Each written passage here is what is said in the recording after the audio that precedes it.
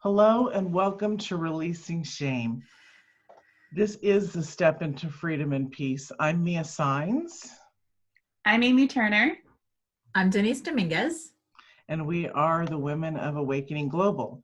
And we're really excited to have you on for many reasons, but breaking shame is the most important thing to get rid of in our life. It's one of those spaces that actually holds us back and holds us down. And so that's a space that we personally, as women who support others, we would like you to see the areas of shame and be able to remove them in your experience. So let's talk about shame.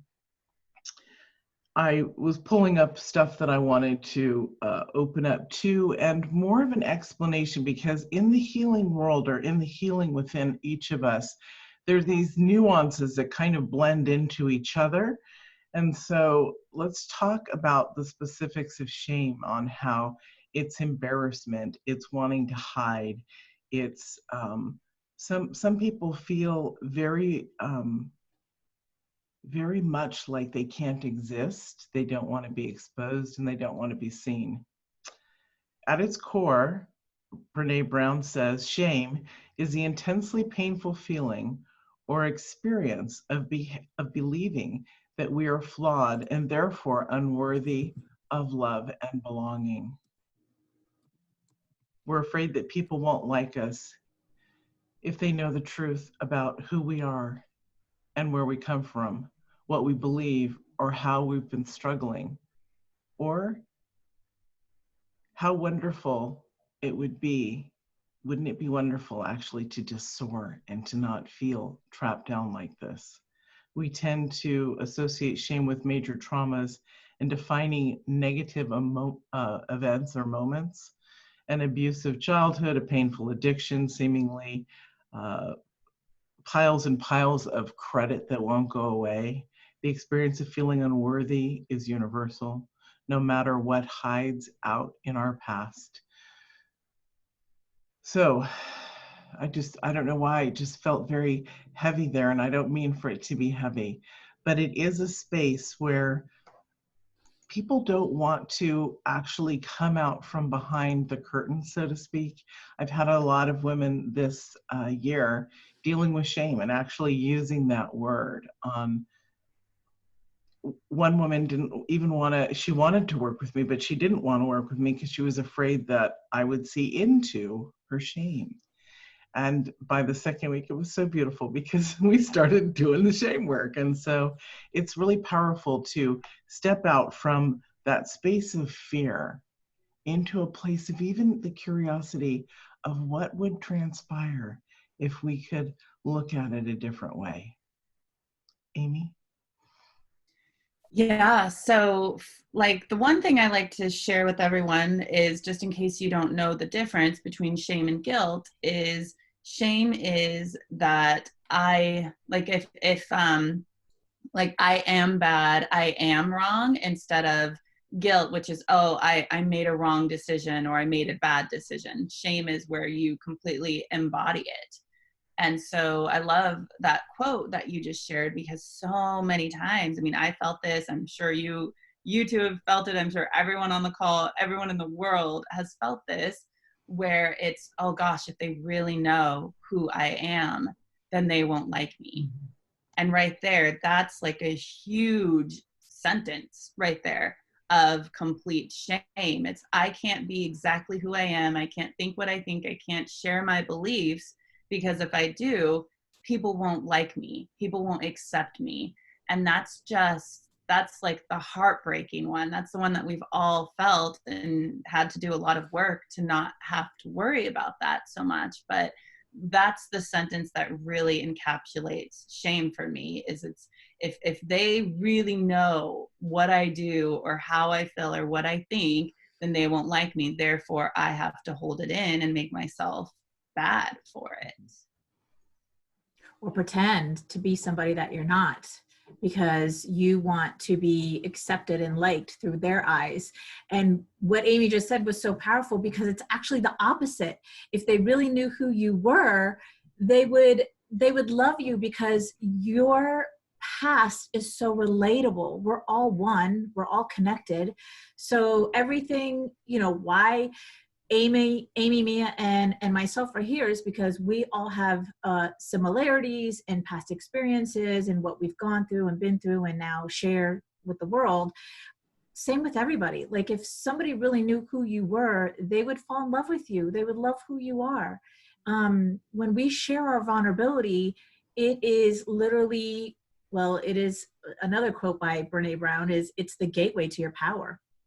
When you're vulnerable, it's the gateway to your power because it's relatable, it's connective. People relate to, even if they haven't experienced the same type of experiences you've had in the past, they can relate to the pain that was in it, or the sorrow, or what you went through, or who called you this, or how you felt. It's relatable. And when that's how we connect, is by having empathy and compassion for somebody else. And that's the start of a relationship. So if they knew who you really were, they would love you. What's really interesting when you were talking, the idea of when we're hiding and we get to a place where we just can't be exposed, the word sociopath came to me. Because what if things like this, when we don't release them, create other deeper rooted issues because of hiding the guilt? And as I said before, we have these tendencies to have different nuances in our experience. So dealing with shame is actually one of the bravest, boldest things you can do. I had several shameful things in my life. I didn't think I had shame until this year. I've had to look at it and see, wow, what was shameful in my life? Because we can't fully understand it until we look and can relate something to ourselves. And so there were a couple of things. One, 20 years ago or 15 years, something like that, around 9/11, something happened where I was in charge of a committee, head of a committee that also had finances involved, and money went missing. And I was like mortified. I didn't know what to do because there were other people in my committee in charge of the money. And so I ended up personally paying it back. And then that brought me shame because it wasn't my responsibility, but it appeared as if it was. It was for school. And I'm like, these kids can't go without their library stuff. Here's the $5,000 that's missing. So we have to look at our stuff and see exactly what it is. When I put it into the framework that this, after the shock of everything, that this wasn't me, it was easier for me to get out of shame. But when you're younger, which a lot of people experience this stuff, like when I was in the 7th grade, y'all know that I have really long hair. In the 7th grade, my mom cut it off like a boy at a barber shop, literally like a boy at a barber shop. And that was shameful for me, to lose my hair, to lose my identity, to lose what I thought was my beauty. And I didn't realize that I carried that shame, but now I understand how it works with me today. Amy? Yeah, same here. I recognize that story because it's like, yeah, when I was younger, I didn't realize it was shame. I mean, I was such a people pleaser, and I was such a like a joy bunny, and just following the crowd and don't want to say anything that's going to upset someone or going to make someone not like me. And so I didn't know who I was at all. And so it was just wanted to fit in and wanted to make sure that I never talked first and I listened to what everyone else said and then I agreed with them so I would get to fit in. And I didn't realize that that was shame when I was younger. It was just who I became, because now I know that I was so shameful to possibly lose friends or speak my truth or share what I believed, that oh no, if that happened, then I mean, I probably at that age thought it was like the death of me or something. So it was like I kind of attribute myself as like a little Stepford child, like just like, okay, just like me, just let me smile and let me be positive and happy all the time, when I'm going home and crying and don't even know. And so that's the thing. It's like shame is so inherent, but we don't even realize that's what we're doing until we actually do start to do some personal growth work. Yeah, face it. Can you see where that experience as a child has stayed with you today and that you had to work through it? I don't mean today as in right this moment, but can you see that was part of a thread for you possibly in your life? Oh, yes, yes. Like speaking my truth, using my voice. I mean, I worked with a particular therapist shaman for, 10 years off and on. And, I started my business 3 years ago and still trying to figure out who I'm calling in I was starting to learn what my voice was, but still didn't really quite know until, no joke, 2 months ago. 2 months ago, with all of what's happening in the world, some fire came over me, some passion came over me, and it wasn't about me. It had nothing to do with me. Now this message that I'm putting out there shocks me, that the things that I'm posting and the things I'm saying, but it's like, this is so much bigger than me. And so I finally feel at like 36 years old, I finally feel, after all of the work that I've done, that I'm finally sharing my truth. And I made a post the other day where I basically said, you don't have to like me, you don't have to agree with me, but you are damn sure not going to stop me. And when I wrote that, I was like, holy crap, did I just say that? Who is this? Who is this? Exactly, Denise. And so that's the thing. It's like we can start looking at shame, and we'll start to like have our authentic self come, but we're all like, I still don't even know who I am. Like, this is just now my message, but who knows where I'm going to be next year or 5 years or 10 years. Like, we're always working on it. So yeah, I'm like, oh, it feels scary to be this empowered because I'm pissing a lot of people off, but it also feels really, really good that it's like, I don't care what they think, I just have to share this. Yeah, that's so huge, right? Like, when you step up and step into your power and not give a crap of if they like it or not, you're going to call in the people who are your friends or true to you, or your audience or your tribe or whatever, and you're going to not push away, but like those other people will fall away. And that's, why are we so scared to do that? Like, that's such a fear for us to be like, I want everybody to like me, I want everybody to accept me. Like, where does that come from? So I love that you just said that, because I think it's important to break down where shame comes from. Like you were talking about before, and Mia too, like when we're children. And what came up for me was like the lies that were told to us, unknowing lies or purposeful, that we took on as a truth, right? So whether it was through parenting or messaging or social media or whatever, there was things that we believed to be true about us. So one example that popped in my head was, growing up, I really, really didn't like school unless it was socializing. If it was academics, I was like, I'm out. Homework, no. The dog ate it. But when it came to like hanging out with my friends and socializing, I loved that part of it. I loved my teachers and things like that. But my dad would always say, because I'd always brought home a horrible, horrible report card, my dad would always say, Denise, you might as well just go off and get married and have kids, because you're never going to amount to anything, because I was so not interested in education. And that stuck with me for a really, really long time.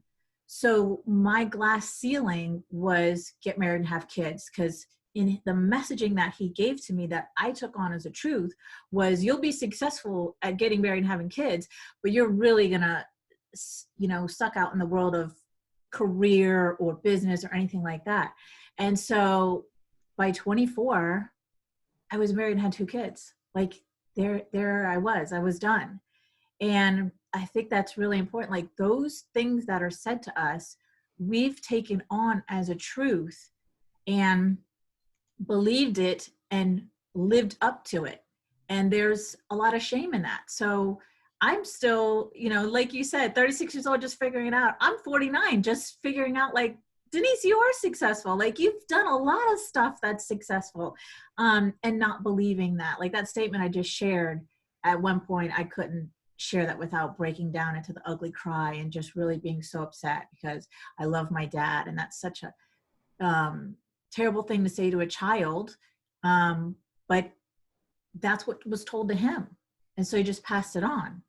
So I think, like, if you just look back at your childhood and just that one comment, things that were said to you that you took on as a truth that you feel ashamed about, so I think it's really important to break it on down. It really is. break it on down. So here are some of the feelings that people feel with worthlessness. I'm sorry, with shame. And worthlessness too. Yeah. So I was thinking, as I was saying this, is that after I read these off, if you guys can just shoot some things in the chats on what makes you think of as shameful, like qualities. You don't have to give at this point an example. We are going to open the lines up for talking when we're through here, and then we can answer questions and support in that. But here are some of the things that people feel about shame, and it's worthlessness. You feel really bad. You feel like a weak individual. You don't have a voice, or physically it makes you weak because you're so emotionally upset. Obviously, ashamed comes from shame. You feel pitiful or incompetent. These are just a few of the things that people feel with shame. And on the other side is where we want to be, which is to say bye-bye to low self-esteem. Stop blaming yourself. We're going to get into all of these. Learn to forgive yourself. Love and accept yourself. And claim your confidence. Now, it's interesting because when I said love and accept yourself, it's almost like I could feel things off in the audience over here. But literally, to think about loving and accepting yourself, even unconditionally or radically, is a very shocking concept for most people. But when you get to it, to that space where it's just like, wow, this is an interesting place to move into. It's obviously the opposite of shame. It's an incredible space to be. So also, I wanted to talk about the different stages of it and getting to know shame as well, because until we understand what, as an individual, what the overall framework is, sometimes we don't know how to move out of it. And so remember, in all of this stuff, it's a framework. It's not, medicine you take and it cures you in one moment. It's being aware of this so that you can create a different experience, so you can work through it, so your psyche can find peace and harmony.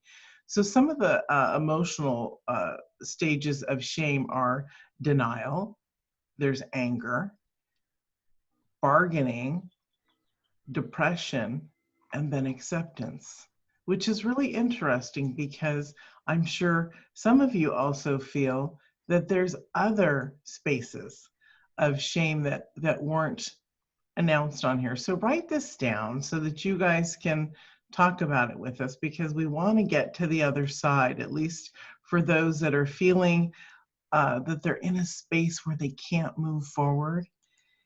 And then I also wanted to go over some life-changing ways so that you can get to know shame on a different level than just the stages of it, so that those can be moved through too. Being a courageous explorer. Did you hear that? Isn't that incredible? Being a courageous explorer.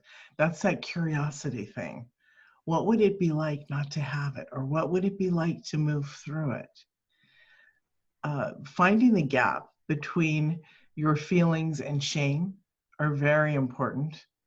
And then what's your story? What's the story around it? Because once you look at it and break it down, it's not as bad as you think. Just like so many things in the self-love industry, when we look at it, or even our face, when we take a photo of our face, of course, we're trying to make it look right. We're not trying to make faces or things like that. But when you take a photo, like a portrait of yourself, and you look at it, guess what? It's a totally different expression or image than what you ever thought. You don't realize how beautiful you are until you get rid of all the stuff that's holding you back in a photograph, and you can look at it and you can connect to who you are. These are all aspects of getting to know yourself to get out of shame. Another one is, how does shame live in your body? You know, asking yourself these things. How does shame live in your body? That's huge. Yeah. Going deeper, how do you speak to yourself? We know that that's something that's always negative until it's not. Mm-hmm. Know how and why you isolate. These are important things. We're going to get into all of these, but I just want to share them now. Is there fear there in this story? And getting through the fear, that was my whole thing, was the fear that was attached. I couldn't breathe, and I couldn't, the one as an adult, you know, it was an unknown situation. And find the strength of being vulnerable, which is one of my favorite things, being vulnerable. Sacred honesty with yourself and wide open heart. Okay, so what about this so far that we've brought up that do you girls, because I just don't want to like bypass your, what would you guys like to, we'll start with you, Amy. What would you like to add to that before we get into those topics on getting to the other side? Yeah. So are you talking about with the topics that you shared? Yeah, just what I shared. Yeah. I would like you, if you have nothing to say, you have nothing to say, and that's okay. Well, you guys know me. I love curiosity. I love playing around with curiosity. So when you said curious explorer, I was like, oh yes, because it's so important to be curious about things. And I know we're going to get into that more. So I'm trying to think if there's anything else that of the list that I could add. No, I mean, I think you pretty much exhausted it. There's nothing else that's coming up. Yeah. Are you feeling the same way, Denise? Ditto. Yeah. Ditto. Ditto. Are you all out there feeling the same way too? Right, ditto. Okay, cool. So let's get into about getting to know the shame, about being a curious explorer. I'm going to let you begin with this, Amy. Okay. Yeah. Yes. So this one is being curious is one of my favorite places to be because it's the curious explorer. It's like the observer. So instead of, as I shared earlier, shame is I am. When you're curious about it, it's like, well, why you ask questions? Well, why do I feel like I'm bad? Or why do I feel like I'm unlovable? Or why do I feel like I'm unworthy? Or all of those shame sentences. And so and then you're being curious, and it's not like, no, I am, and I'm awful, and life is awful, and no one likes me, and I'm gonna go cry. It's more about, okay, well, if this is how I believe, why is it? And that's where you can start asking questions of, why am I unlovable? And your mind will answer you and whatever. But then you can switch it to the opposite, where it's, why am I lovable? Why am I worthy? And because the thing is our brain is always going to answer us. So if we ask a question, our brain is going to find the answer. So if that's what you need to do, is first be curious. Well, why do I believe this? What's coming up? It's when you ask the questions, you're not so like tense and stuck in your body. It's more about, when you're in shame, all you see is tunnel vision, and all you see is just the bad things about you. And when you're in curiosity, that's when it's like the tunnel opens and there's possibilities, and you get to play with the questions. And so I would hope that wherever your questions start, that you can end with, instead of, how everyone says, like, do the affirmations, like, I am lovable. Well, when you're in shame, your mind's just going to say, no, you're not. What are you talking about? No, you're not, and then you're going to feel even worse. So if you could ask your mind, why am I lovable? Why am I worthy? Why am I enough? Your brain's going to tell you. And so I love curiosity because it just takes you out of that like tense, anxious shame cycle. Beautiful. Denise? I see the playground when Amy's talking. I see the playground with the kids playing, and the kids that ask 5 million questions, right? Like, why are we here? What is this?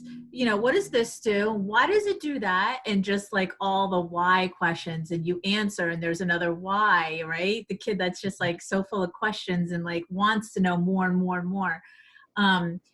There's one thing that I wrote down, Amy, when you were saying that, because I want everybody to understand, like, the questions that Amy is saying for you to get curious and ask about is, why do I feel this way, versus why did this happen to me? Why did I experience this? Because then when you ask those types of questions, then we slip into victimhood and the victim mentality. And we don't want to be in the victim mentality. We want to figure out like how we can get curious about, why am I lovable? And the other thing that was so beautiful is the affirmations I always share with my clients. Like, if it feels too heavy for you to say, I love myself.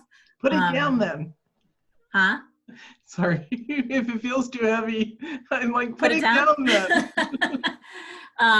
I say to them, I say, well, then this is a Louise Hay trick, right? She's like, then say, I'm willing, or am I willing? Am I willing to love myself? Or I am willing to love myself. You can edit the words so that it lightens up, versus, like you were saying, if you're in such shame and I'm saying, I love myself, and it's like, no, I don't, that's BS, then play with the words a little bit, edit them so that it feels lighter. You could put it in a question form, or just put that one, I am willing to love myself. And it changes everything. It changes the energy. It shifts you into a higher frequency and a higher vibration to pull yourself out of the lower one, so that you can discover more and more about yourself and pull yourself out of that chain. Beautiful. That's really lovely. So on my side, I'd like to say to look at the situation, look at the story, look at the shame. Seriously, look at it, almost as if it's laid out on a storyboard in front of you. And bring your intention inside and touch these qualities of curiosity about them. I'm not saying to trigger yourself or to get wound up, but think about what the qualities of wonder or openness, which is like the reverse of the shame. Some people struggle with the name callings that they had when they were younger. Some people struggle with, rape or relationships that weren't smooth. So look at the good in the situation around it, because the shame isn't attached to you. It's become a part of your story, but it's not who you are. And so I think that that's really a great way also to begin to have compassion for the areas that you've been persecuting yourself with for all these years. Writing them down, journaling, looking at them, then putting them out here almost as if you're moving them out a couple feet away from you, outside of your body, taking what you've written and like pulling it out, putting it out here. See if that can start on the level of starting to work through it, because touching shame or looking at shame can also be very shameful to do, or we feel it and we don't want to because we've been hiding from it for so long. So those are some of my little input ways. Let's talk about finding the gap. And because when we're feeling shameful and it doesn't make us feel well, we can't really reach inside. And we want to avoid everything because it's so painful. We don't want to even look at it. So Amy, in that sense, when we're dealing with that really rough space, oh, and we didn't introduce what we do because we just assumed you all know us, but Amy's a therapist. Denise and I are both self-love teachers. She specializes in narcissism and I specialize in you. I don't know. So Amy's going to take this question here, and I just want you to know the value also, because we're coming at it from and it's interesting because Amy's a coach also.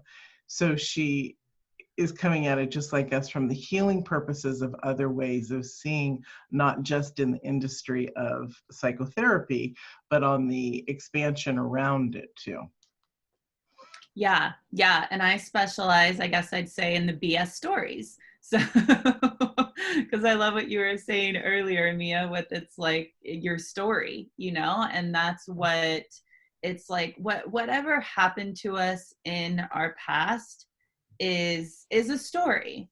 And I call them BS stories, especially if it has shame around it. If you're telling yourself you're unlovable, you're unworthy, you're not good enough, those are BS stories because they're not true. It's just something happened to you to where you began to believe where, like Denise, your dad said you won't amount to anything, or there's different things that people can tell us, or different things that we saw in the media or on TV or our teachers. I mean, there's so many.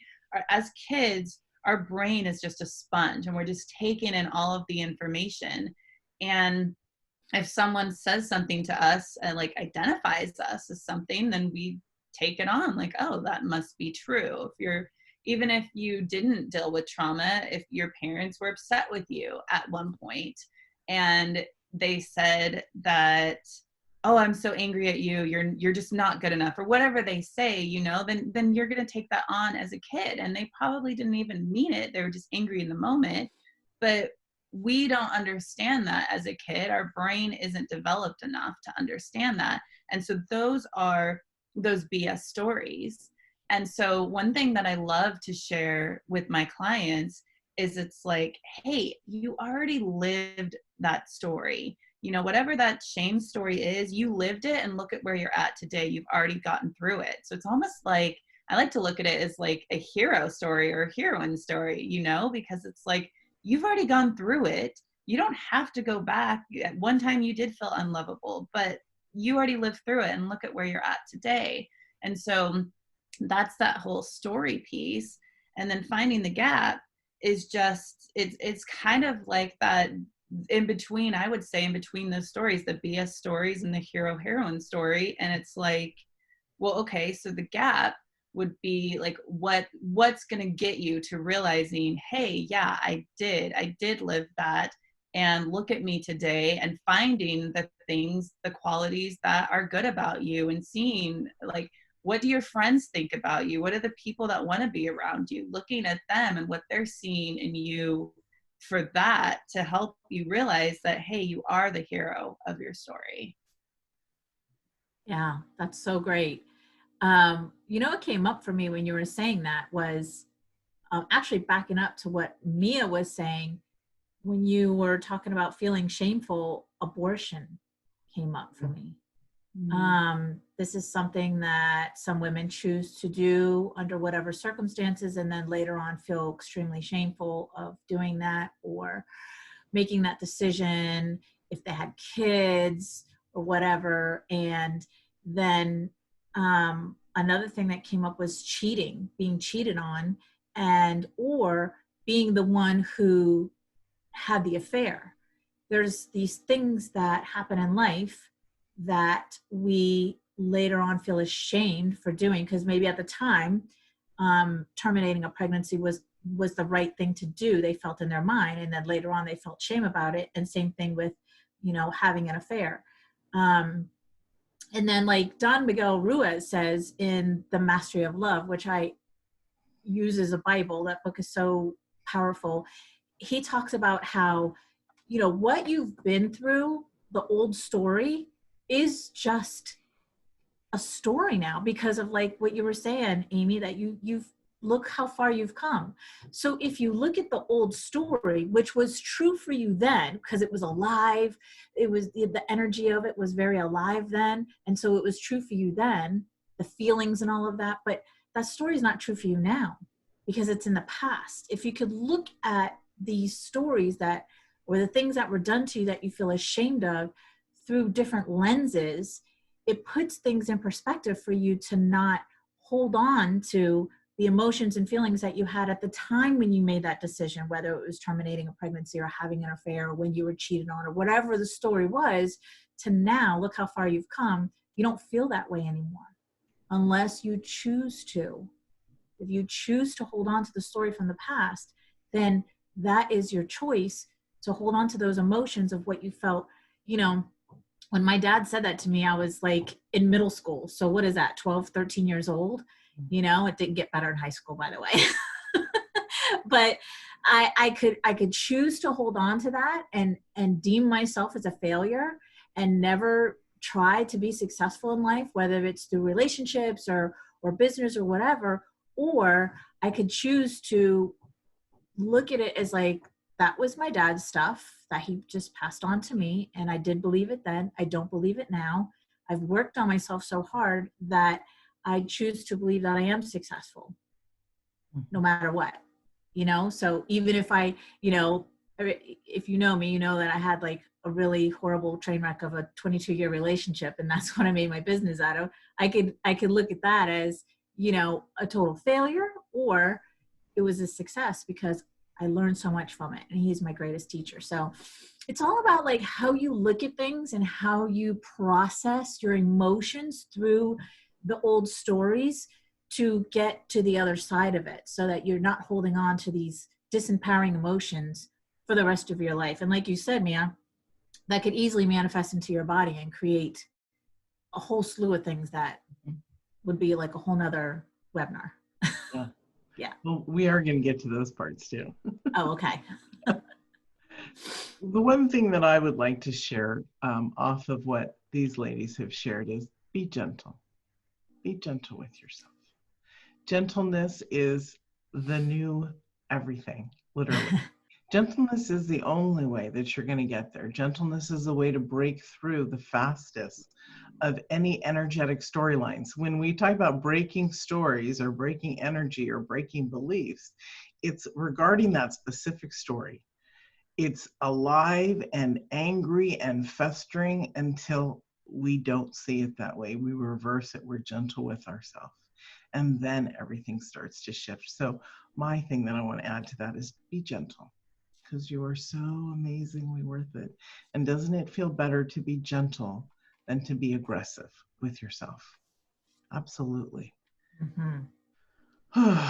I just love that whole gentleness. I just want to say that over the years of studying self-love and teaching self-love, it's the fastest activator to everything, literally. And when people would ask me years ago, how do I get to the other side so fast? How can I move? And I'm like, this is not a race. You know, this is your journey. But when the concept of gentleness came through to me and I started teaching that, it really does break things open and softer and easier. So be gentle with yourself. Okay, so let's talk about the story. Shame doesn't appear from just out of thin air. It's the conditions and the habits and things that get into our mind, our heart, our body. And so let's talk a little bit about the story and how, I guess let's talk about how to break that story. Amy? Yeah, so kind of like how I shared before. Well, I would, yeah, definitely. A lot of these are going to overlap for Yeah. sure, you know, but I think that the different little pieces that'll come out from them will be, you know, someone that out here listening will gain a nugget from it that they didn't perhaps heard in another one, or sometimes remember we learn from a repeat process. That's what I was just thinking. The repetition of it is beautiful. So it's all good. Yeah. Yeah. Yeah. So my repetition word is curiosity. Oh, okay. You're going to hear me saying that a lot. So breaking the story, being curious about it, not being, so this is who I am. This is what I've been through. Life isn't I'm going to continue being like this. Things aren't going to change. It's breaking that story is curious. Be curious about it. Well, why do I believe that? Why is that happening? Why aren't things going to change? You know, it's taking yourself out of that shameful emotion and bringing it up to that curiosity. And so that's the first thing that I see is I love playing with curiosity because it takes us out of that deep emotion.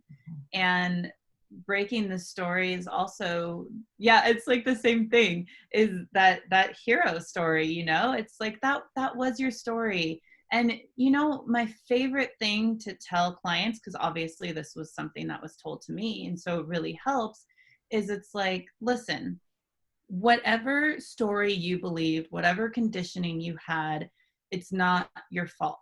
So many of my clients feel like, oh, I wish I could go back in time and not do that. Or, you know, I had a client the other day that kept saying, oh, I was such a brat when I was younger. I was such a brat. And I just didn't care what other people thought. And I was mischievous and I was a brat. And I was like, there's a reason why you were a brat. And she's just like, no, just in her shame that I'm just a bratty person. I'm like, no, there's a reason. You were wanting to get attention. You were wanting to be seen. You were wanting to be heard. And you were a kid and you didn't know how. So then you are kicking and throwing tantrums and doing different things like that because you didn't know how to communicate your feelings and your wants and your needs. And so being bratty was your way of communicating. And it took me a while, but when she finally realized it, she's like, you're right. And because even just calling yourself a brat, yeah, it might be something easy, but it really is a little bit of a shame thing. And like, oh, I'm such a brat. I'm such a bratty person. I was a bratty kid. I would like, something's wrong with me. And when she realized, oh, you're right. Like I didn't know how to tell my parents what I wanted. And I was throwing a tantrum because I didn't know it. Then it was like this huge release. And so even something as small as saying that you were a brat, or mine was, I was a spoiled brat. I used to say that all the time. My therapist finally got me to stop saying it. She's like, Amy, there's a reason why you were trying to share what you needed and what you wanted, and you didn't have that capability because you weren't taught how to do it. And so that's just like a huge sense of relief and release. So that's a big way to break your story. See, there's a reason why you showed up or you did that or you believed that. Denise? Good one. I'm writing. I'm so writing. I'm like, so much comes through when you ladies are talking. So the first thing that came for me for breaking the story is I always say, like, stop feeding it. The more you feed it energy, which is thinking about it and swirling around in the story and the emotions that you felt when the story happened to you, is you feeding the story, which is keeping it alive.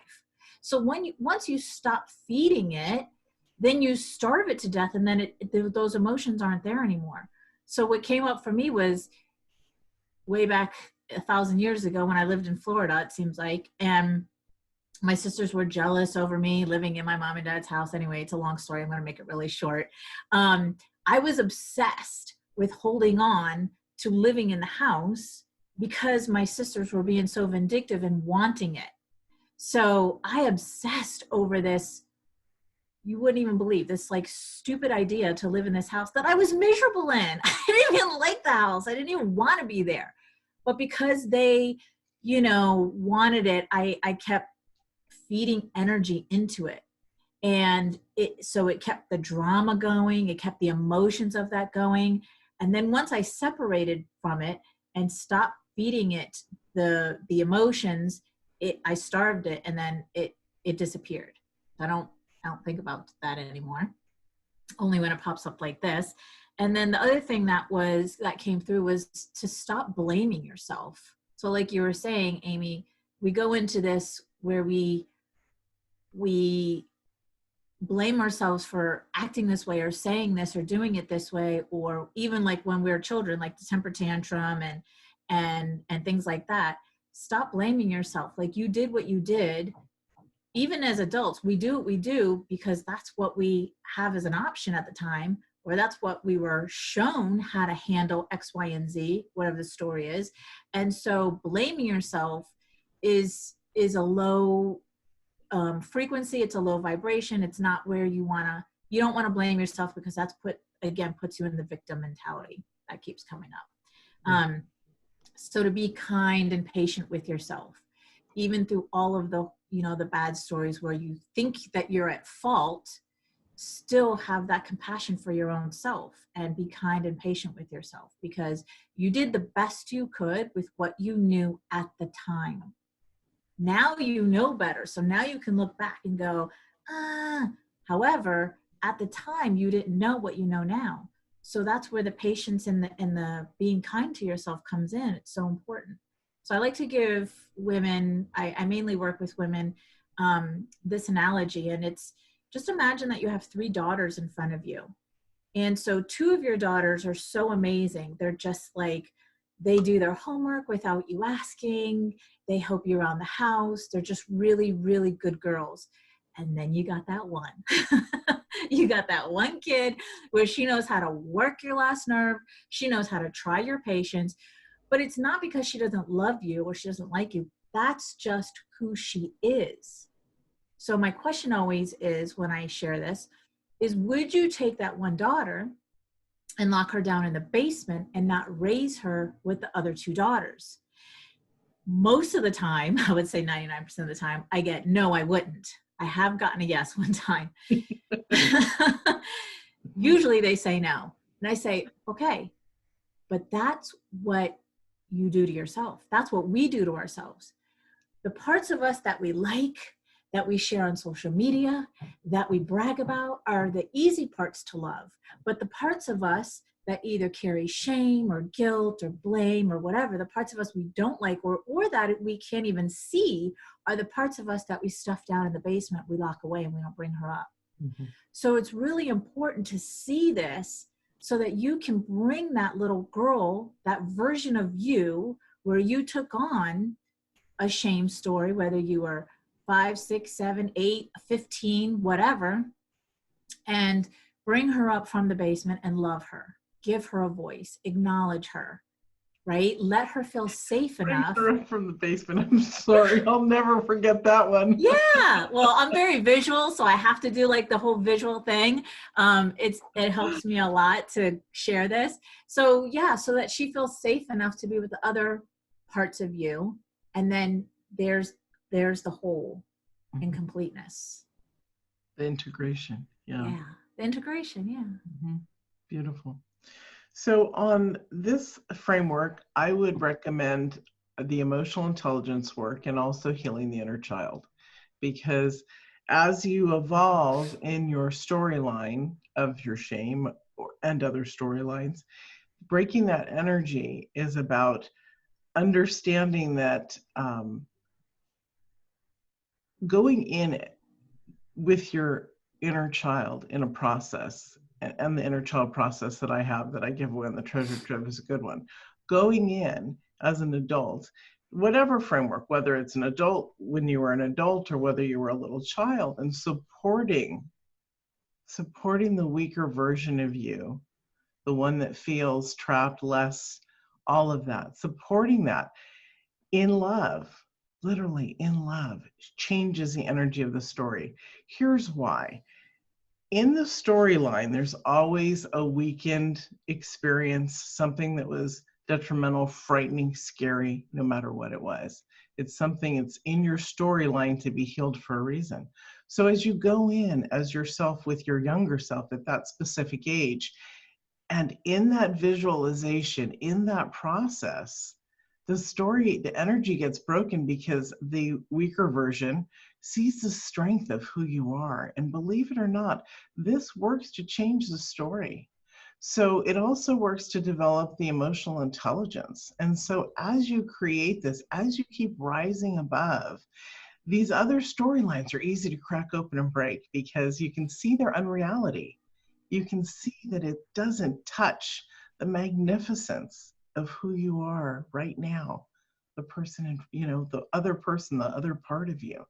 And that is a beautiful way. I call it breaking beliefs and breaking our storylines. It's a beautiful way to go in and heal the stuff that was once plaguing you. And then it disappears, literally, because there's power in that. There's energy in that. There's love in that.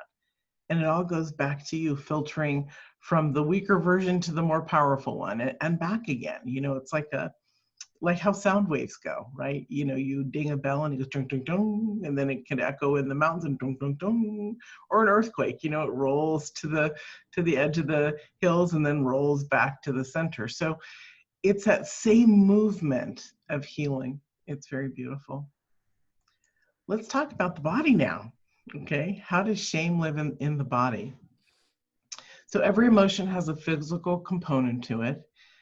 Getting to know shame includes getting to know how it lives in your body, how it feels. It may take some time to discover the physical experience of shame because it becomes so commonplace to you. This is where we get numb and stuff. Get quiet and bring your attention to your body. And then notice any physical sensations and places of numbness. You don't need to do anything. You just need to feel it. You need to be present with it. This is an exercise in simply meeting in an open awareness of what has been always there. It's about making friends with the physical part of shame. So we can't move through shame until we actually also recognize in the framework of making friends with it. It doesn't mean you have to be best buddies and love it and take it, hold its hand while you go on a walk. It's about looking at it. When we become friends with something, it's about examining it, looking at it, and seeing how we can move around it, I would say, rather than, put it in our pocket and, wear it as a badge of honor. When you realize you don't need to live the story of shame and you become aware of the sensations, the heaviness of this identity begins to dissolve. And that's the road to freedom.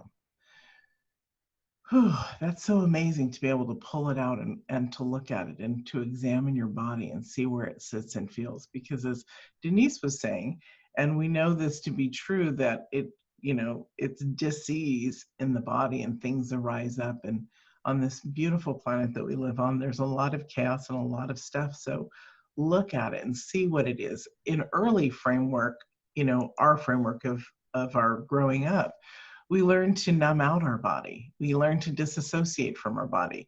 So many people aren't aware of what's going on in their bodies, whether it's disease, whether it's pain, where the shame is hiding, what it's connected to. So being self-aware is really, really powerful. It's a beautiful journey. And then everything opens up and everything becomes more real, more vivid. And I'm not talking about the shame part. I'm talking about how great you are, how you feel. And then you can begin to listen and identify, even before getting it checked out at a doctor, that there could be something going on.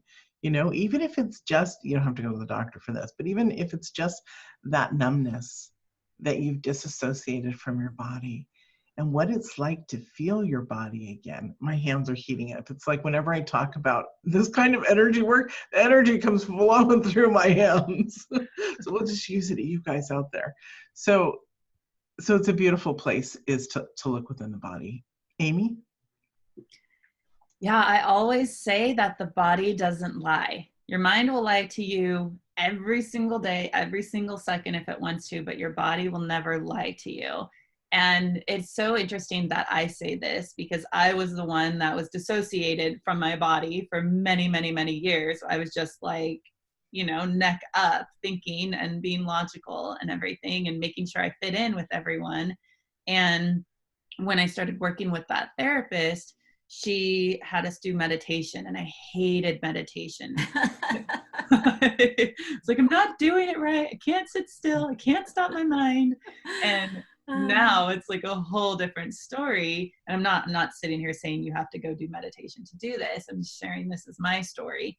And once I finally started accepting it and just forcing myself to sit with it, then I was like, oh, my body is connected. Like, it's all mind, body, spirit. We're all connected. It's not just like neck up.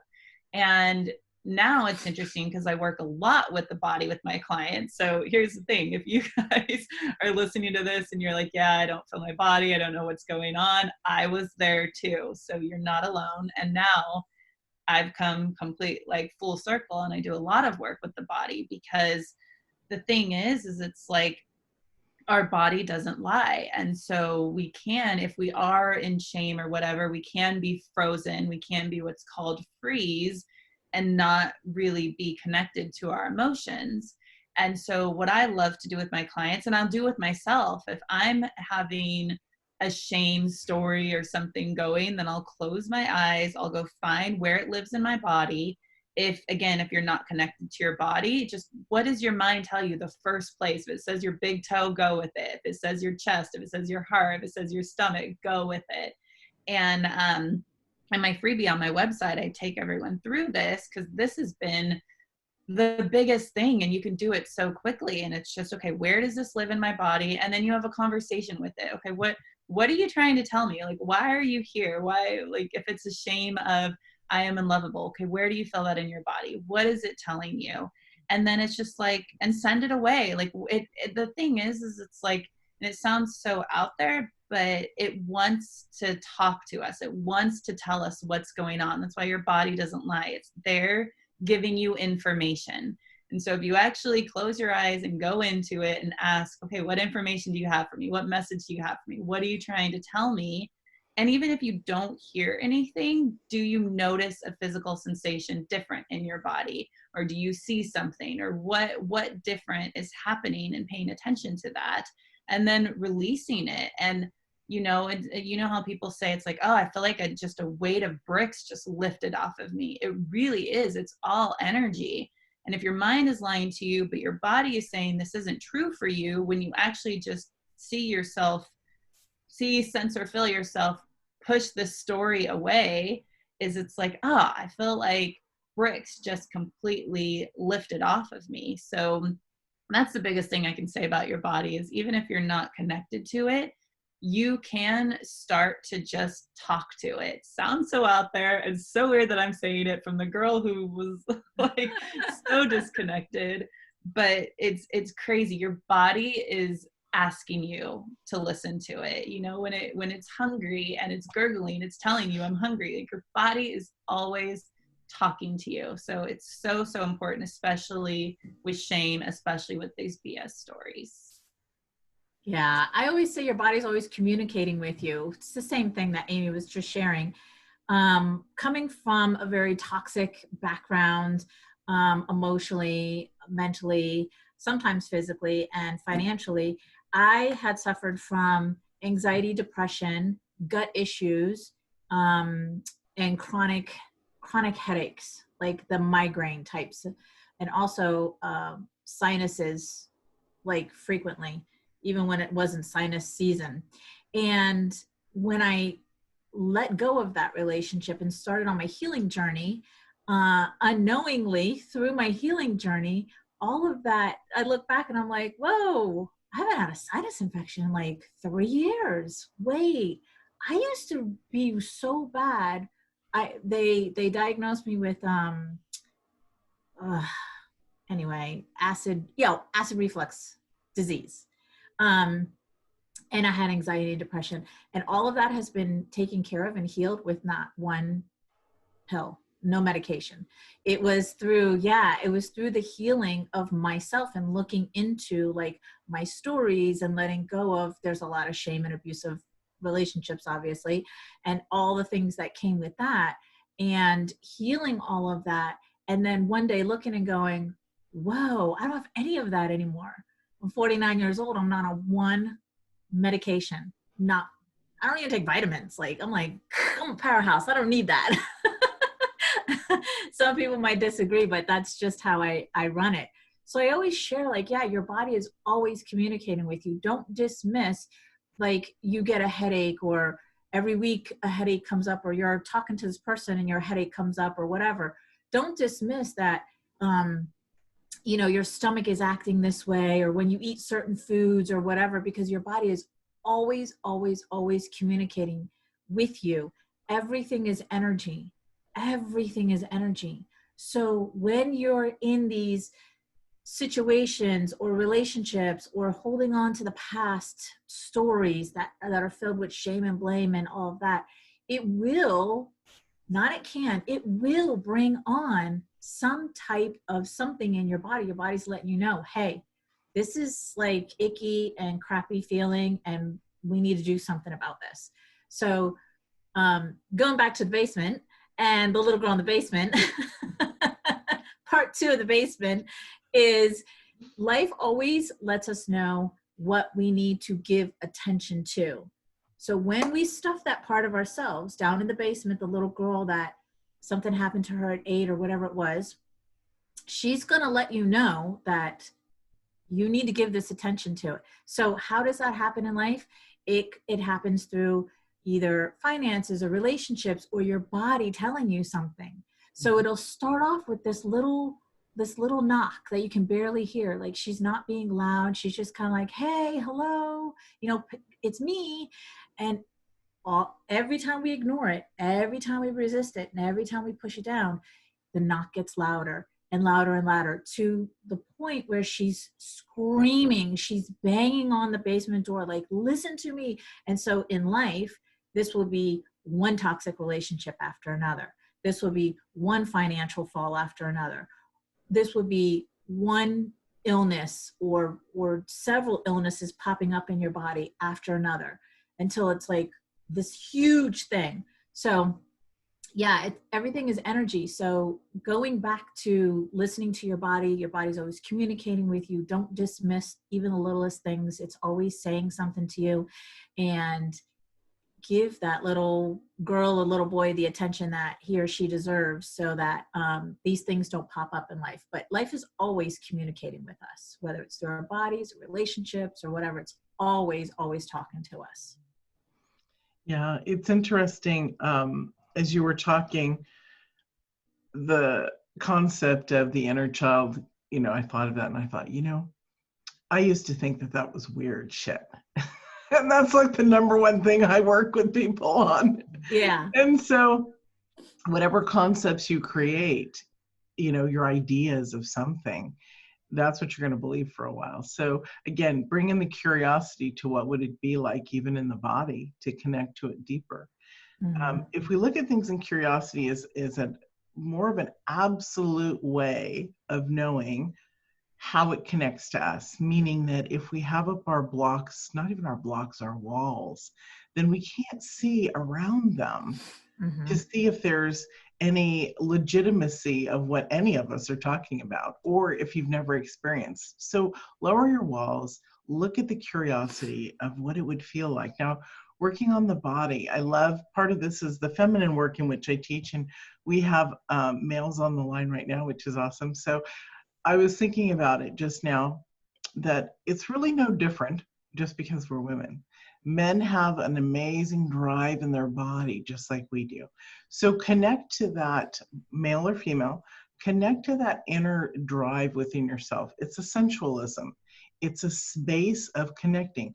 One of the only ways that we could feel on our human body, unless you're an athlete and you're aware of your muscles or things like that, is through sex, right? So our bodies are elated and alive. So in dance, turn on the music that makes you move. In dance, you're connecting to that rhythm, to that space within. How does it make you feel? Do you feel beautiful? Do you feel sexy? Do you feel hot? Do you feel amazing? That's how your body starts to open up too. That's why I teach the feminine stuff like that, because it allows your body to open up and you get in touch with it. And then you stop and you ask yourself, how did that make me feel? Now, I'm not talking about just about the dance, that too, but about everything and anything. How does my body feel? And you're going to begin to have conversations and recognize that your body has feelings. It has information. It's so wise. And in that space, that's what opens up the opening for the body to communicate with you. The body wisdom is brilliant. And it tells us what we want to eat. And it tells us when we need to behave and do different, things for ourselves.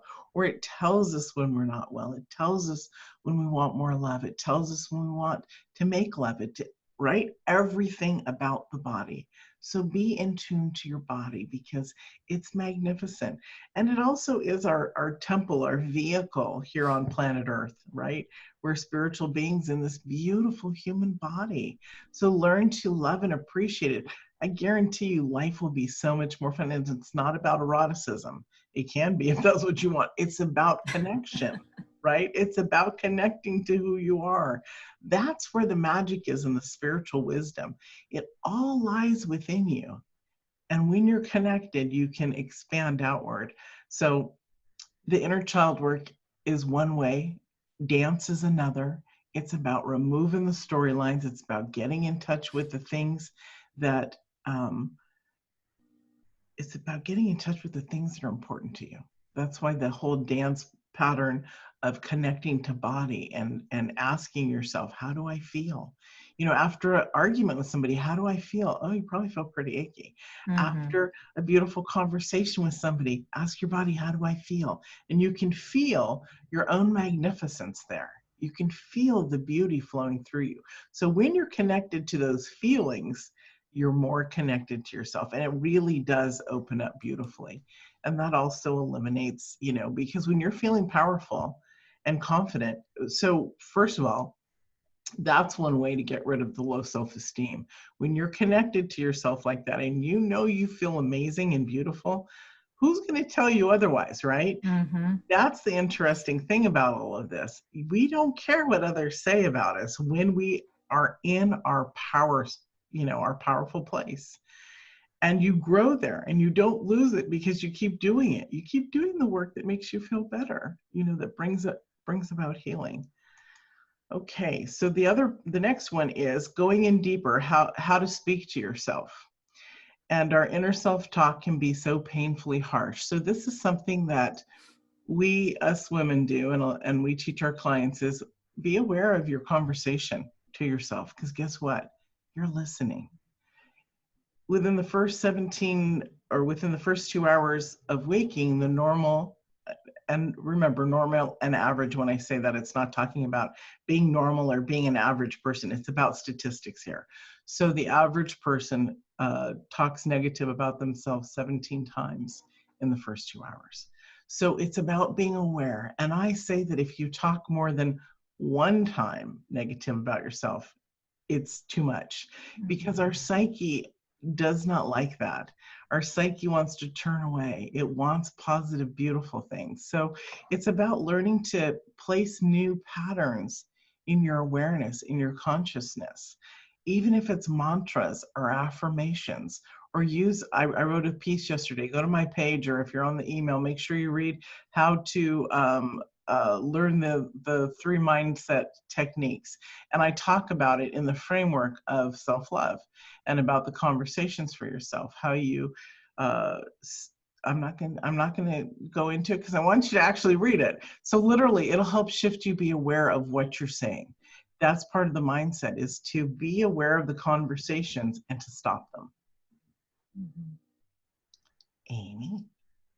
Yeah, so it reminds me of what you were sharing, Denise, about like the girl or the boy in the basement. And it's such an easy, it sounds like an easy concept, but it's really not. It's like, I say, okay, talk to yourself like you would a friend. Would you tell your friend that you look ugly today?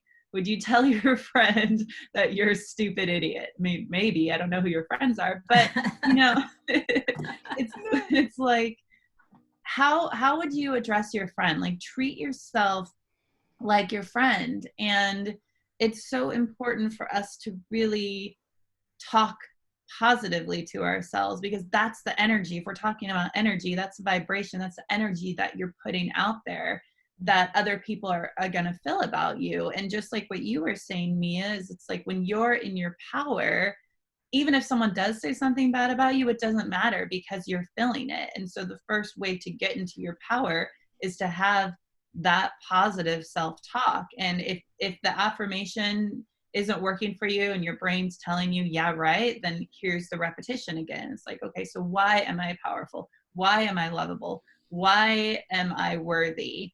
Get to that curiosity place, get to those questions, and that will help you get to the affirmation like, yeah, I'm worthy. Yeah, I'm lovable. I don't care what people think. I know this is true.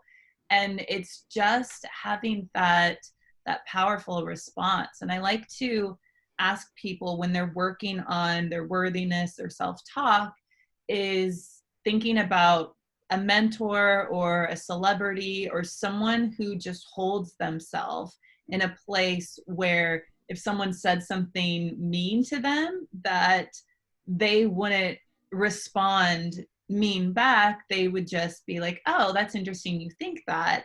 and that person walks around and you know they have respect for themselves. And so I really like to tie in the positive talk towards yourself with respect. It's like people might say bad things about you, but if you're walking around and you have that respect for yourself, it's not gonna even bother you. And it's like they can say bad things, but they have to respect you because the way that you're showing up, and the way that you show up is how you begin internally with talking to yourself and knowing that, hey, I am a good person and maybe I did make a mistake. That doesn't mean I am a mistake. It means I made a mistake. I'm going to learn from it, and I still am lovable, worthy, and good enough. And that's so important to get that internal message in to when you do go out in the world, people are going to feel the difference. I mean, I can talk about my own story when I walked into the world and I was just smiling all the time and pretending to be positive.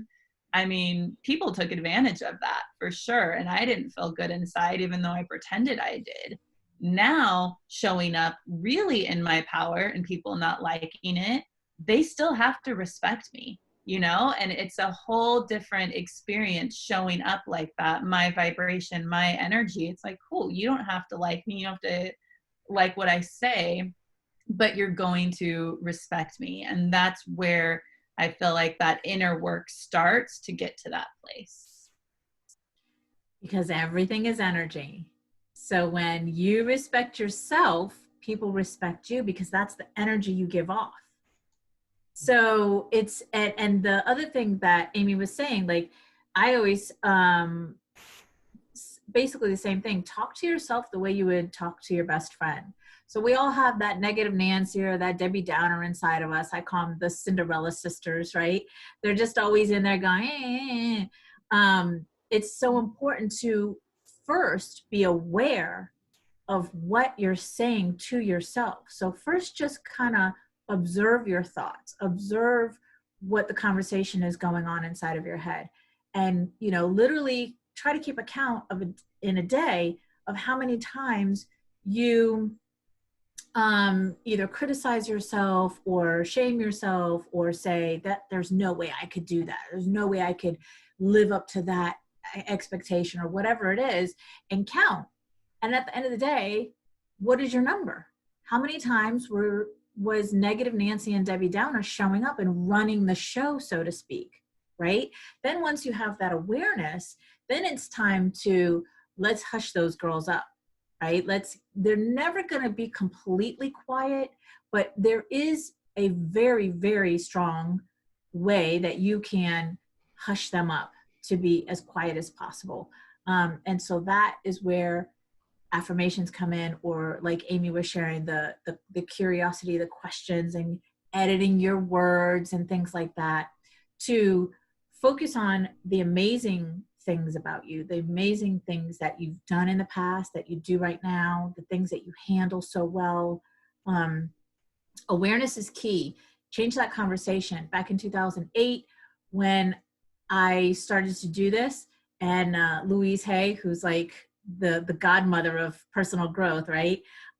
She said, and now I have 75 to maybe 80% of my thoughts are positive and good. And I was like, whoa, that's a huge goal that I'm going to work on. And so ever since then, I've been working on reaching that goal of 75% to 80% of, and it starts in the morning. Like when you wake up in the morning, start with something really beautiful and nice to say about yourself, or something beautiful and nice to say about how the day is going to go. What is your intention for the day? What do you want to create for yourself during the day, right? So it starts then, and then it'll thread throughout the day.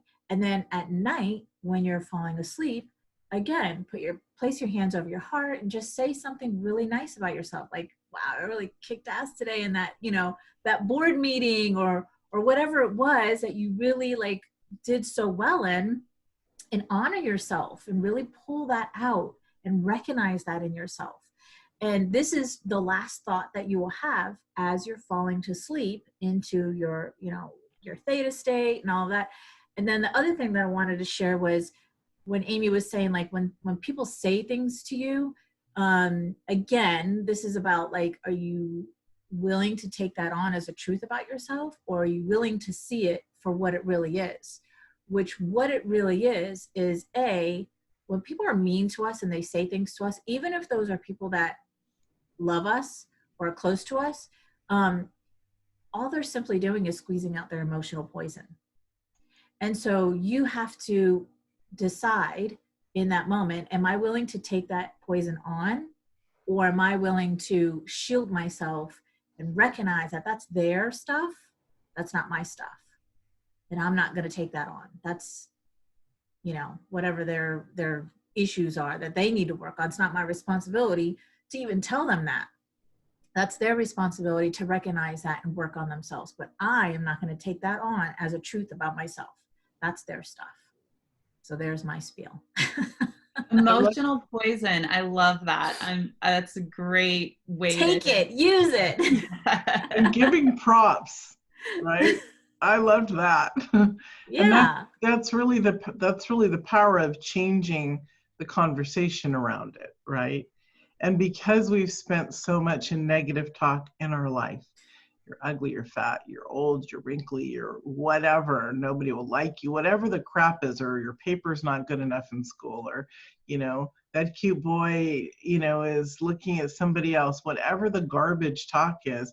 As we grow, we understand that that's our limiting space. That's our place that will always keep us down until we master what comes in and what stays in, what we allow to stay within us is how we are, literally.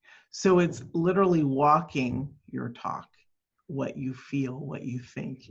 And so now I do want to say, I've been to people's homes, colleagues and friends, who have Post-it notes all over the place. You're beautiful, you're this, you're that. The difference between, and so I used to be against affirmations for a while, because I can see, like looking down on something, how people use affirmations without using affirmations. Mm-hmm. They put them up, but they don't make it who they are. So they're not changing anything about their dialogue, right? And so this work is also about changing our inner dialogue. We know people who go to healers all the time, but they never do their own work. They never learn how to do it and process it. So they're not a part of their own experience, their own body, their own life, their own intelligence, in a sense. So do the work yourself. If you see those Post-it notes up, stop for a minute and look at them and literally see how it feels in your body. There we go again. How it feels in your body. That's the connectiveness that we have, the mental and the physical. So it literally is the psyche, the body, mind, and spirit is literally, a triangle. It's just always moving like some amazing life force together. So utilize that. Now, I was playing with the participant thing, and everybody's, not that everybody's gone, but I also don't know how to get to, back to, okay, I just hit escape. Amy and Denise know I'm not going to say I'm not a genius in technology, but it does give me a little angst because I focus on my other genius of being me, right? Okay, so now I'm back to where I can pull up my notes. Thank you. Okay, so then the next thing I want us to talk about and look at is about the isolation. And we're just going to be really brief about this and then move into fear, because they're pretty much related. So I'm going to squish those two together. So why do you isolate? And it's okay if you do. It's okay to understand who you are. And in that understanding, there can be the positive, I'm an introvert, I like my quiet and my space, or like what this is all about, I am too embarrassed to be seen. I am too embarrassed to connect with other people. I'm too fearful, I'm too afraid. That's the shame part that I want you to be aware of, to think and look at what the isolation does. Now let's bring in on this conversation too, because they're going to be interrelated, about the fear that's there. The fear inside of the shame is so,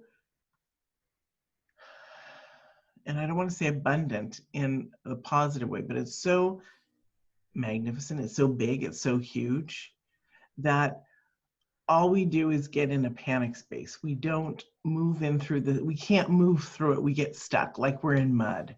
And so look at one, if you isolate, and why, and also look at the fear. So here's how I like to teach understanding fear. You take the thing that the object, the subject of what totally messes you up.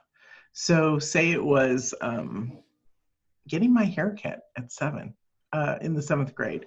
So I'm taking that fear that possibly could still be with me today if I hadn't done the work, about my looks. And I pull it out here and I'm looking at it out. So I'm reverse engineering fear. Pull out whatever it is, look at it out at a distance, like out here, and look at it. And the first thing about fear that's been with us is the fight or flight for 30,000 years. And so in that aspect, are we going to die? We're in a fight or flight still after 30,000 years because that's how mankind has developed. And so am I going to die? No, I'm not. So then that's one step forward out of fear. And then you take it back. Is it going to make me homeless? Is it going to take people away from me? Am I going to starve to death? Am I going to be broke? And all these no's bring it back to looking at, wow, there is nothing really there that's going to kill me, which is what fear stems from. So look at your fear and see if it's going to kill you. And that, looking at it like that, literally will also break this mesmeric hold that it has on us. It's this mountain that's been placed upon us, and we don't know how to get through that mountain of garbage. So look at it, and guaranteed a lot of that mountain is going to dissolve away, as if there was a huge rain, washing the dirt away. That's how I like to explain it. So let's go with you, Amy. Yeah, I love how you just shared that about looking at the fear in the mountain. It reminds me of very early in psychology, I learned this thing. It's like at the beginning of my podcast. I want everyone to know this because it's so important, is that when babies are born, they only have 2 fears: the fear of loud noises and the fear of falling. Those are the only 2 fears that we were born with.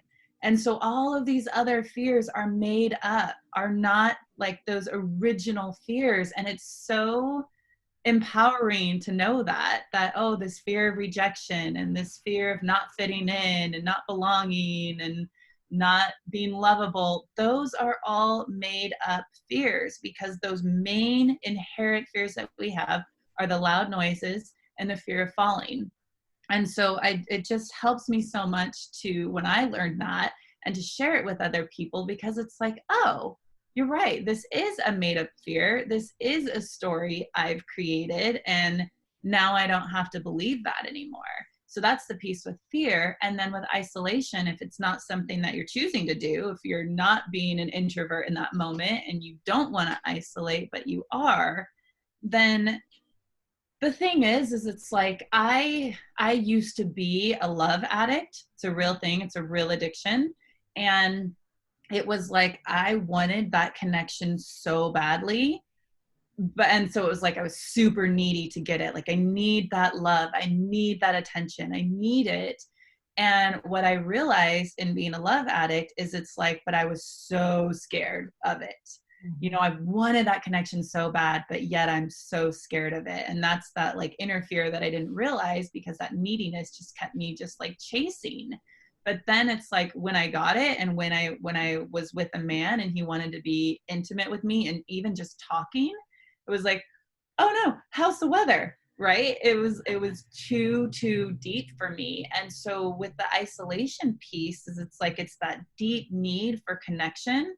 But then it's that whole thing that we talked about at the beginning, is it's like, oh, but if they know the real me, will they accept me? And that's what I had to really deal with through the love addiction. Is it's like, I wanted it so bad, but I didn't want it at all. And it was this weird thing that I had to realize. And I had to finally just, you know what, Amy, just put yourself out there, just be vulnerable. And if they don't like it, cool, then you don't have to go on any more dates with them, and you get to just really hone in. And so that's what I would say about the isolation is it's like we so deeply want to connect, and that fear of that deeper connection can stop us.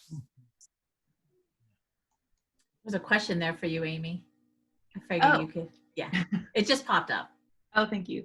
What if you were taken from your mother at birth? No bonding. Oh, yeah, that's a deep one, because it's like we need that attachment to we need that mother attachment for sure when we're born. And so if we don't get that, then we're going to be working on attachment. We're going to be working on abandonment. And for whatever reason that your mom, I mean, you were taken from her, so that's different than giving up too. But for whatever reason, her reasons for, or the reason you were taken, is it's more about how you feel inside. As a baby, you could honestly feel, what's so wrong with me that my mom isn't choosing me or isn't being with me? And again, as a little kid, you don't understand the reasons why, and maybe you never will, but it's that inherent, I'm not good enough. Even my own mom can't be with me. And I don't know the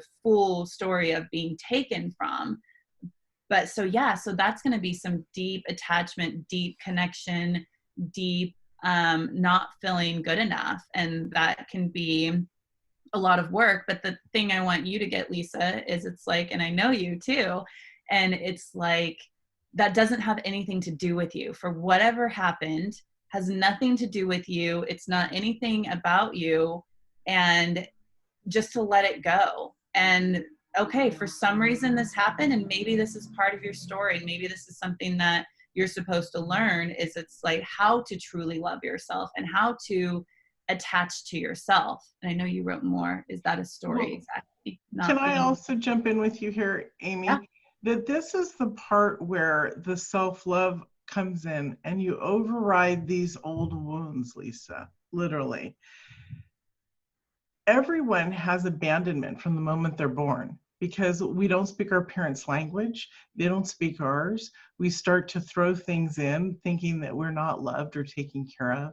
And in your situation, it was even worse because of not feeling that bonding with your mom. And I'm sorry about that. But we can nurture and love ourselves. That's the amazing, great thing. There are many, many people who have had similar bonding situations that come out the other side happy and joyous. It's about bringing that relationship to yourself. Once you do that, you'll realize not that it wasn't, that you're fine without that, but you'll realize your own value, how important and loving you can fill in those gaps that you didn't feel. It's called reparenting. And it's a beautiful experience to reparent yourself. We all have to do it, even if we've had nutty parents or great parents. We all have to do a type of a reparenting, because we were never taught these things, honey. Love is not taught by our parents. We have to go in and we have to teach ourselves. Yeah, that's beautiful, man. I just had to bring that into it, because it's a real hard place for people on their journey to discover that they were either ripped away from their parents or given up, or somebody had died at birth. Anything like that is a very painful place to be. But we can get on top of that, and we can build the love so powerful within ourselves that and I don't say this in a trite way, but there comes a time that when you realize it, and in a sense, this was a perpetration done to you, right? So your perpetrator was whoever took you from your mom or not being able to be with your mom. And so in that space, you realize that you were just complete, whole, and love. But it does take practice. It does take practice. Yeah, that's beautiful. I think it really is it a story? It again, it goes back to working through those emotions in a healthy way so that it does become just a story, because you feel so whole and complete within yourself now that there's no empty gaps or empty holes inside of you that's looking for like the validation of, am I worthy enough? Should I have been born, or anything like that from the past story. It's really about loving yourself even more so because of at birth what happened. So, and that's totally doable. Totally, you can totally, absolutely love yourself even more than somebody who wasn't taken away from their parents, and fill the gaps in the story and create a new story for yourself. Absolutely. This is Yeah. where the curiosity comes in. How Yeah. can I connect to myself more? How can Yeah. I grow and discover this? And the reason I say this too is I had a completely amazing childhood and the shittiest one you'll ever hear, literally. There was abandonment, there was two different dads, there was kidnapping, there was a child molester for years, among a few things, and a very abusive, mentally ill mother. So, and I started to get a little bit fleshy there. But the point of this is we get to the other side, and we can by the work. Absolutely. That's why I'm saying, honey, bless you, and you can get there. But first, it's the desire for change or to shift in, and then that word gentleness. Your story makes you. This is what I wanted to say to you. This is why I got into that other part. Why don't you look at and think about, what if this story, I'm going to cry, what if this story is so magnificent to who you are to be, to grow into, to serve the world? I had to have this stuff happen to me the way it happened. Otherwise, I would not be a love activist. I would not stand up for people. I would not write books about this. I would not have movements about this. So think about what your magnificence is. All of you, not just Lisa, but all of you. What is your magnificence out of your storyline? In fact, that's homework for you. What I do that all the time. What Yeah. is your magnificence out of your storyline that you can go to the moon with, literally, that you can create a life out of? At first, it may just be understanding the love, the feeling of the body, getting rid of those pain things, getting rid of the fear, but also look at who you are and how that can bring you to love deeper, because love is the expansion for everything. Politics, culture, the ground, the air, the food, everything is related to love.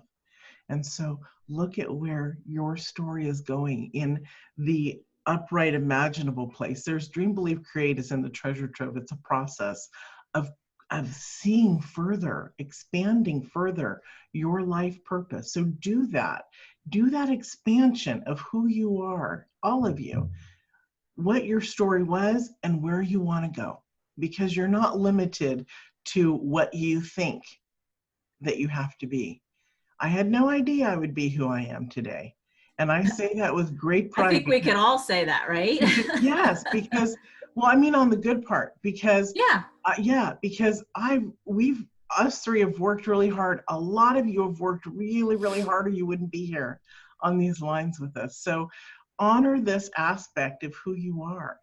Stop breaking apart the greatness of who you are, and honor those spaces. Find them, journal it, write it. Begin to be the seeker that you need to be for your journey. And remember, it's all about you. This is not self-consciousness or arrogance. This is self-awareness. Yeah. Les Yeah. Brown has, oh, go ahead, Amy. No, Sorry. go ahead. I was just going to say, Les Brown has a great quote. It goes something like, step into your greatness. Kind of like what you were just saying, right, Mia? Like there's all these forks in the road in our lives. There's all these choices that we get to make, right? We have free will. We can choose to stay in the story that was told to us, that was put upon us, or we can say, that story makes me feel X, Y, and Z, and I want to feel this way. And so I'm going to step into my greatness. And just like Mia was saying, like every single one of us has a story. Every single one of us. Us three just chose to take our story, move through it, and create, coaching to be able to help other people. But anybody can do what we do.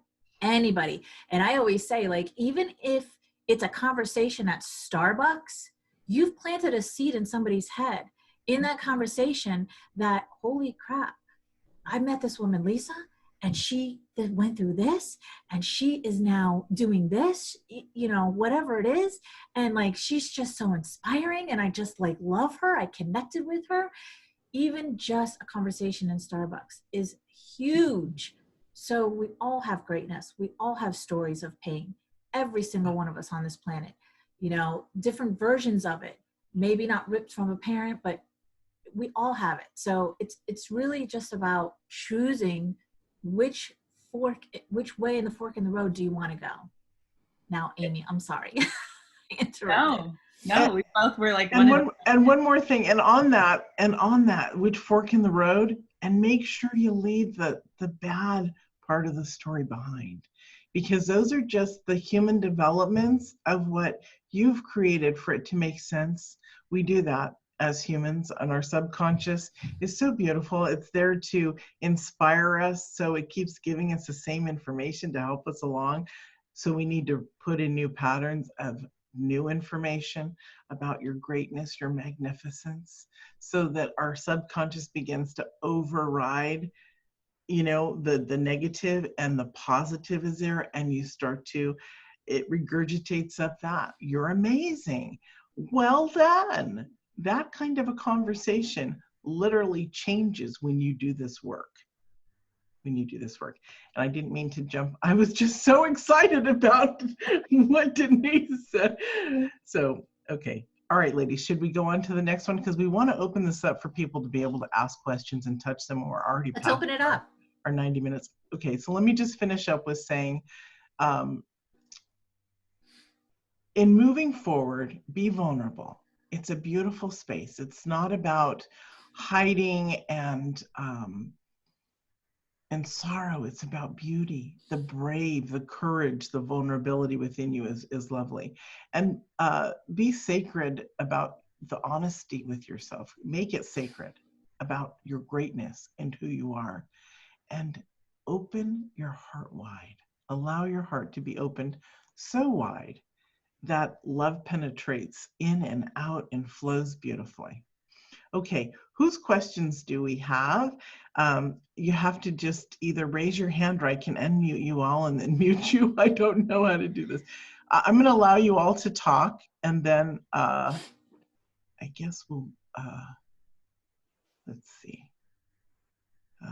Either that, or if you don't want to talk, you could put it in the chat. Yeah. Either one works. Should we just open it for everybody, or should we just have people raise their hands? Just have people raise their hands. Okay, so how do you do that on here? So that they have a button where it says raise hand. So if someone clicks that, then okay, so raise your hand if you, thank you. Oh, okay, thank you. Raise your hand if you have a question. Or post it in the chat if you don't want to. Post it in the chat. Yeah. Lisa's question was great. We kind of went off. Well, it's very expansive because.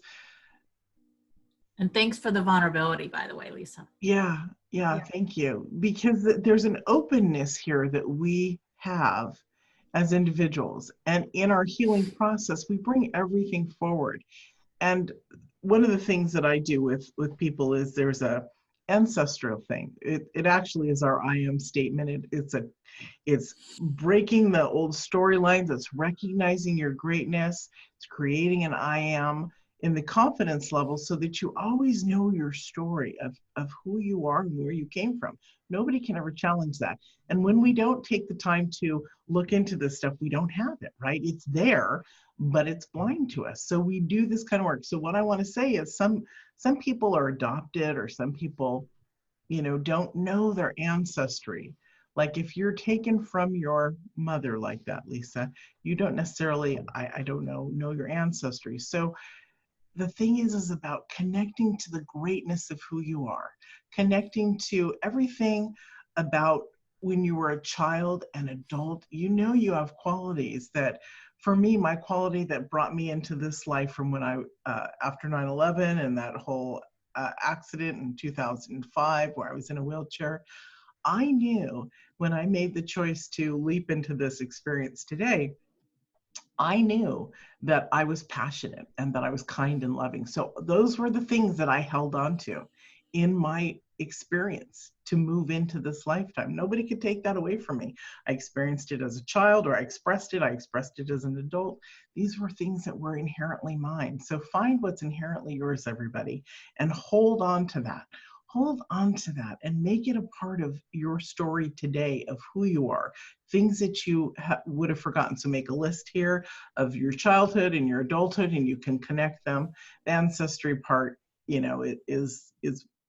it's beautiful, but this is just a way to get into your I am of who you are. So David has a question, right?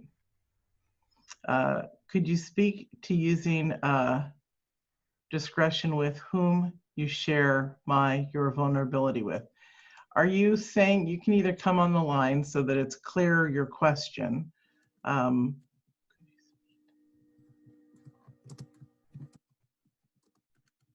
not quite sure what you mean, David. Do you mind coming on to being allowed to talk here?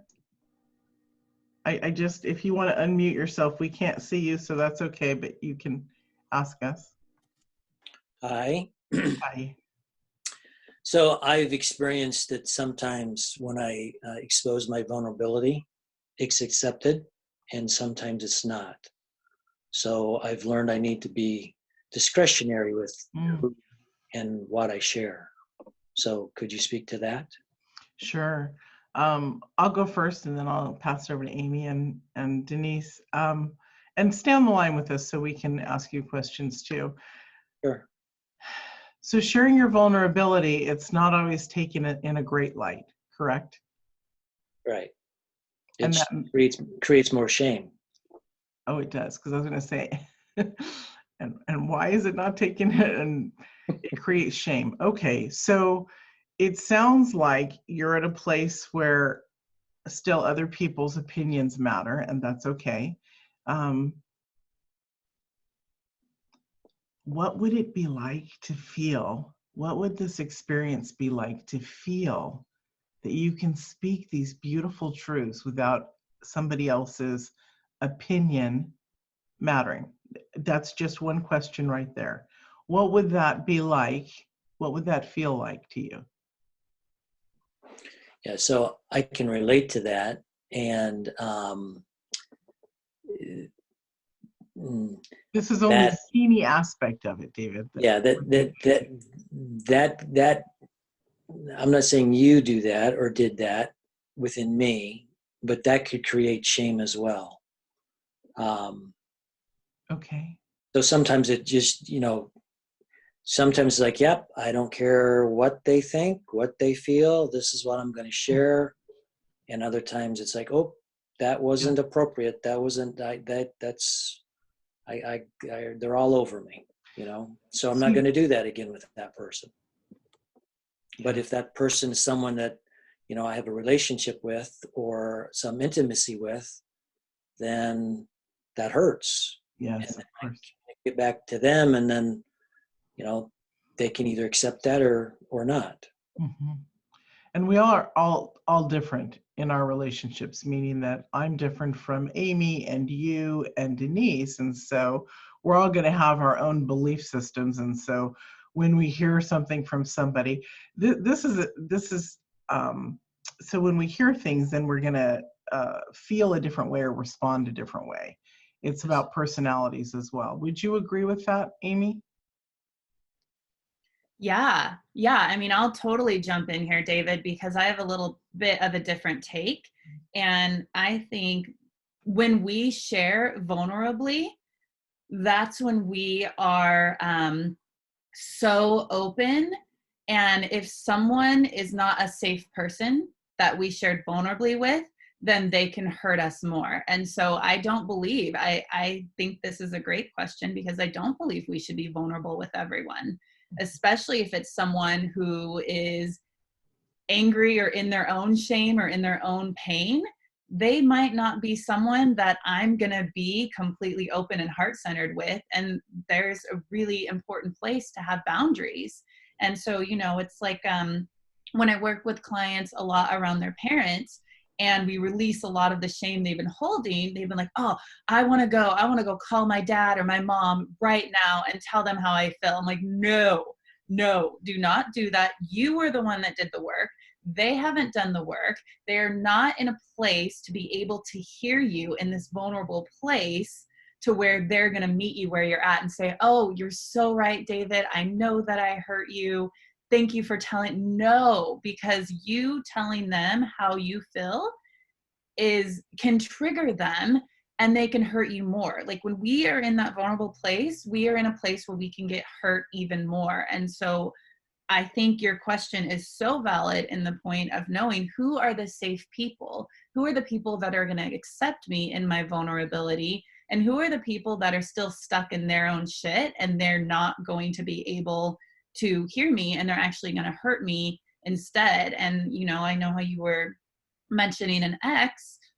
I don't know if an ex is exactly someone that you want to be vulnerable with. I mean, you have to see how that person shows up for you. If that person is someone that has done their work and is safe and you want to go to them vulnerably, then absolutely. But if there's someone that's just going to like take your history and throw it at you and make you feel bad, then no, that's where you keep your walls up, you keep your boundaries up, and you don't have to share with them vulnerably. So hopefully that answers your question and gives you kind of to know when is it okay for me to be vulnerable and when are my boundaries up and it's not safe for me. Yes, it's a little bit like traversing the relationship within myself and then also traversing that with others and finding that balance. Yeah, exactly. Finding that balance. Yeah. I didn't understand that you meant universally vulnerable with the world. I thought it was in a specific relationship you were talking about. So I'm It right. meant both. Yeah. Yeah. Amy, I think Amy's right about that. I'm not open and vulnerable with everybody, and I pretty much wear my heart on my sleeve. Some people are not that there's a worthy or not worthy sense, but some people just are not. It's about our energy too. What we're going to put out to the world and what we're going to share with the world energetically and who we want to share it with. So it's an awareness. Is that what you were saying too, Amy? That it's Yeah. Oh yeah, it's an awareness for sure, because it's just because you're doing this work and you're willing to come up and be authentic and be vulnerable where you're at doesn't mean everyone else is. And so you have to be aware, okay, is this someone who has done their work and they're going to accept me in my vulnerability? Or is this someone that doesn't? And I like to really use parents too, because if we're doing a lot of inner child work, a lot of parent stuff comes up. And sometimes it's not appropriate for you to ever tell your parent how you feel. And sometimes it is. You have to be aware of the people that you want to share with vulnerably, where they are at and their awareness. And it's okay if they can't see you in your vulnerability, because you're going to find people that can. Yes. Yeah, when I saw David's question, the first thing that I thought was, trust your gut. When you are about to share something that's vulnerable and means something to you, listen to your body and trust your gut on it. Like Amy was saying, I feel safe with this person, or if your body is telling you, no, we always say like something inside me told me not to do that. Some voice inside me told me not to do that. There's a reason why. Your intuition is always right and it's always speaking to you. So if you are sharing or want to share something with somebody and the voice inside of you says, hold off, David, then trust your gut, trust your intuition to not do that, because for some reason, it may be the right person, but it may be the wrong time, or vice versa. There's some reason why your body is telling you to hold off on sharing that with that person. And then the other thing, David, is that, you have to realize like you're doing this work, which is so beautiful and amazing. Not everybody does this. And so when we do share something with somebody and they take it wrong or they're triggered by what we say, you have to come from a space of like, that's their stuff. Like I was saying before, that they're squeezing out their emotional poison, and not to take that personal for you, because it's not aimed, even though they're trying to aim it towards you, it's actually their stuff that they're just squeezing out, and you're there because what you said triggered them, which a trigger is their stuff that they need Yes. to work on. And again, it's not your responsibility. And that's the freedom in it, right? Is to know that it's not my responsibility to fix you or anybody else. I'm only responsible for myself. Does that help? Does that make sense? Yes, yes, it does. Good. All your comments have provided clarity, and I Hey. can relate to all that. Thank you. Yeah. Awesome. Thank you for asking. Yeah. Glad we could help. Who else would like to ask a question? Michelle's posting a lot of things. Michelle, do you want to come on mic? You're able to, now you are on. Oops. Yeah, hang on. Can you hear me? Yes. Yes. Hey. Yeah, well, I was having a lot of response there to David, and I don't want to, David, I know you Oh, now we can. reflectingly. Can you hear me? Sorry, my internet cuts out a bit. Can you hear me? Now we can, yeah. Sorry, it cuts in and out a bit. Well, what I got from what David said was how important it is not to be vulnerable with the wrong people. That some people just aren't safe to be vulnerable with. And we need to, I need to know that, and Cut out again. your intuition will tell you, but actually not necessarily. If you yourself, if I myself have these messed up boundaries where I have that love addiction that you were talking about, Amy, or I'm so desperate, or not even, but that I just don't have appropriate boundaries to be able to know how to be vulnerable in a safe way. That's a very complex issue with a lot of gray.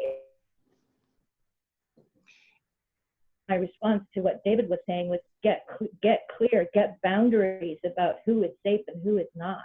Because I tried for a long time to be loved by and be vulnerable with people who weren't safe because they were toxic, because they had their own issues, like my mother, for example. And that's never going to get better. That person is never going to be, in some cases anyway, that's never going to be a safe place for you because they're never going to meet you in a safe way. So just don't do it. You have to find some other way to fulfill that need and that desire within yourself, with another person, with a therapist. This is years of work, I think, to get clear on how to be safe, how to be vulnerable with the right people. So I don't know if that makes sense to anybody. So Michelle, what I'm going to mute you just for a minute, and then we'll unmute you just because there's background noise. So hold on. Oops. Wanting to be vulnerable is a beautiful thing. How courageous are you guys who want to feel vulnerability? That's the most beautiful thing. And to be vulnerable is also to understand your own greatness. Again, getting back to this sort of like the energy and who deserves your attention. I'm hearing and feeling and this is part of the healing, that we want the attention, or we, like Amy was talking about the love addiction, and Michelle brought that up too, that we want it so much that we're trying too hard. That's what I kept coming to me, is about lightening up yourself about all the things you want. Allow them to flow when there's a little bit more of the curiosity that Amy keeps saying. I love that word in there, and I know I love it too. The curiosity of even just the gentleness of what would it be like to feel comfortable with vulnerability. These are questions we need to ask ourselves. All sorts of questions. I'm a questions girl. I'm always like, okay, let's ask myself this, So what would it be like to be in a space of feeling secure enough that I can be vulnerable and also know when not to be vulnerable. That's an awareness that's an individual developed space of being. And so the entire world, and I'm not saying this in a rude way, the entire world does not deserve everything from us. It's going to drain us dry. It's going to take and take and take. And so we're not filling up our cup half full to overflowing, right? We're not adding to it when we're allowing people to suck from us. In these questions or this conversation about vulnerability, we also are able to give away our energy and our beauty of who we are when we give vulnerability to those who don't earn it. Like, it's boundaries in the sense. Just like love, we love universally, but we also love individually, right? And so just because I universally love everyone on that framework doesn't mean that I'm crazy about everyone individually. So I would be aware of where my space is around people and my boundaries around, being vulnerable, expressive. I'm always going to be kind and generous. I just won't open up areas to have somebody pick at, kind of thing. Does that make sense? Amy? Denise too? Yeah. Okay. And okay, so here I was gonna say, Michelle said yes. and did that support it? Okay, good. Yes. Okay, we got a yes from Michelle. Okay, good. All right.